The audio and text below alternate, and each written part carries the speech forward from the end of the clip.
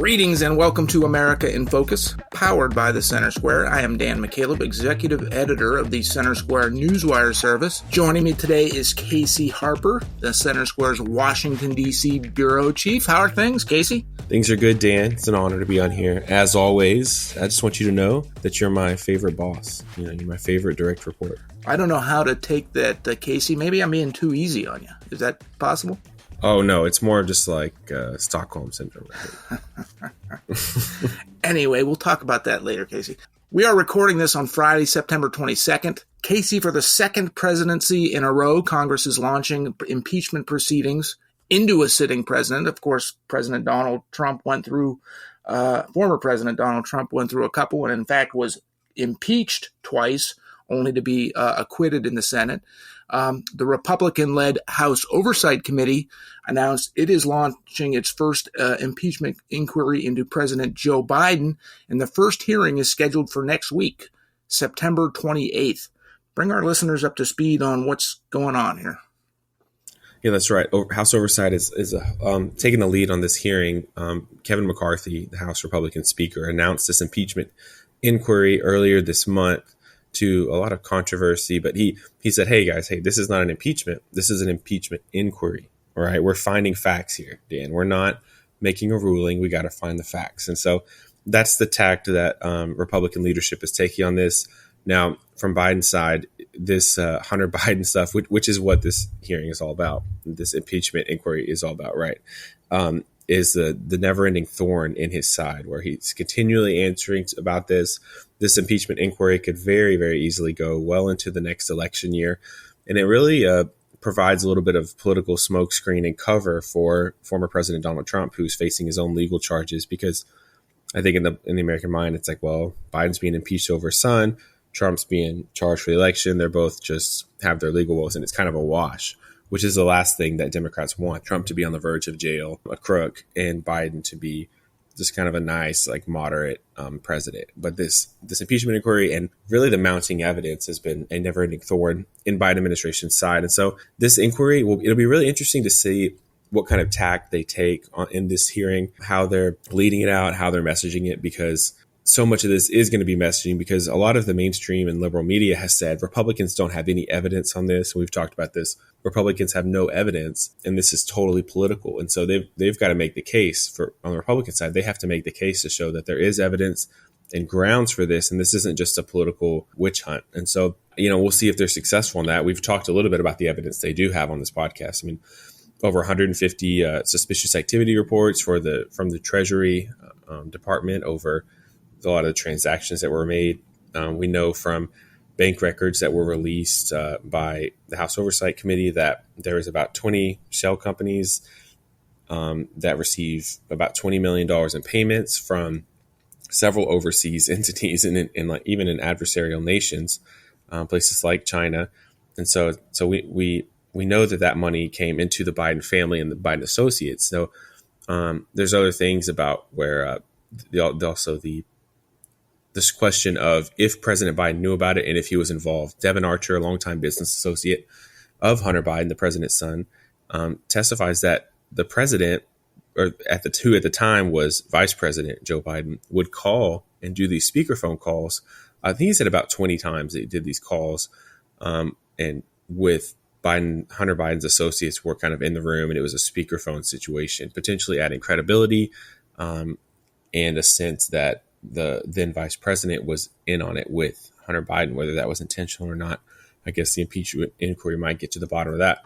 And then another piece of evidence that leads into some news this week is that two IRS whistleblowers have testified that the Department of Justice slow-walked the investigation into Hunter Biden. It intentionally was trying to let the statute of limitations run out on certain crimes or alleged crimes. The IRS whistleblowers testified that U.S. Attorney General, or a U.S. high-ranking lawyer at the Department of Justice, basically blocked them from getting to do a search of the president's home and certain interviews with the president. And they also testified basically that their language they used was an abuse of power at the DOJ to interfere on behalf of Hunter Biden, the president's son. So that was really a bombshell story that came out over the summer. it is further ratcheted up criticism of the Department of Justice, which has been under heavy fire for this and other things. And so Attorney General Merrick Garland testified before Congress this week and had to answer for a lot of these alleged missteps at the Department of Justice. You covered that story, Casey. I mean, how did Attorney General Merrick Garland do? Was he credible? What did Republicans, House Republicans, respond to Garland's testimony? Your observations. Yeah, sure. I mean, Merrick Garland is an interesting guy because he's really soft-spoken.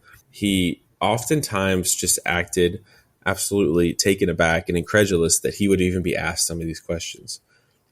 And so I think it was kind of interesting, almost disconnect between how so many conservatives and Republicans view the Department of Justice and seeing the Attorney General being shocked that someone would even ask this when it's basically become a common talking point on the right that the DOJ is, corrupt and goes after conservatives and didn't prosecute, they're not prosecuting, for instance, Biden over his classified documents, but they're prosecuting Trump over his, right?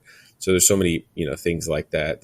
Working with social media companies to censor conservative viewpoints on the vaccine and the election and other things.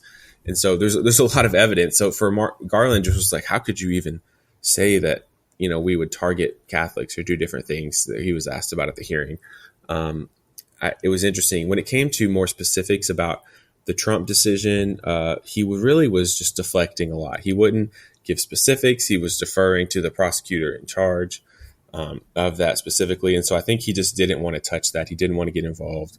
He didn't want to create, any new things for lawmakers to grab on. And so I think from a political, maybe PR standpoint on his end, he was successful in doing that and kind of just navigating, towing this line. But I don't think he was successful in putting any of these concerns to bed, right? I mean, I don't think he really convinced any American people or these lawmakers that the DOJ hasn't been biased in the past. If they already thought that, I don't think this testimony really swayed them. Right. And of course, this impeachment inquiry, Casey, is going on as President Joe Biden seeks re-election.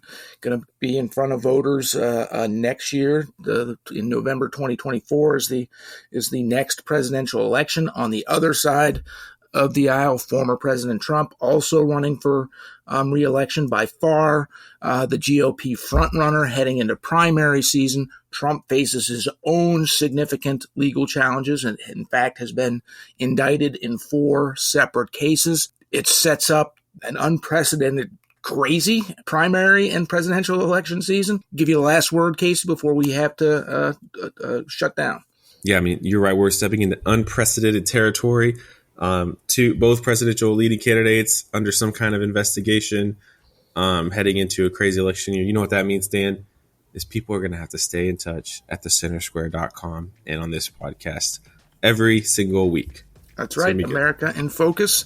You can listen to it at americastalking.com or all of your favorite podcast sites. But we are out of time. Listeners can keep up with what's certainly going to be a developing story and more at thecentersquare.com. For Casey Harper, I'm Dan McHale. Please subscribe. Thank you for listening.